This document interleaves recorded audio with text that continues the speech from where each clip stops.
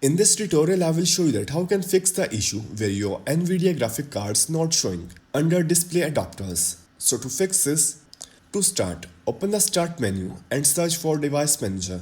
Open Device Manager. Once the Device Manager opens, click on the view on the top menu and select Show Hidden Devices. After that, expand the Display Adapter section and check whether your NVIDIA graphic cards appears in the list or not. If it's still not showing, close the window and go back to Start menu. Search for Settings, open it from the left hand side, select Windows Update, scroll down and click Advanced Options. Then scroll down again and select Optional Updates. If you see any driver update here, install them and check if the issue is resolved. If the problem still is not fixed and you are using an Asus laptop, then there is another simple solution. Open the Start menu, search for Armory Crate and launch the app.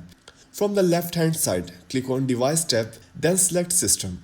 Click on GPU power saving and make sure Standard mode is selected. If you see this option, select it and check again. If it's still not working, open the Start menu, search for CMD, right click on Command Prompt. In the command window type BCD edit /set PCI Express space force disable. Then press enter. After running this command, check again to see if your NVIDIA graphic cards now appears under display adapters. If none of these solutions work, the final step is to reset your BIOS settings. Restart your computer and repeatedly press a key like F2 to enter BIOS.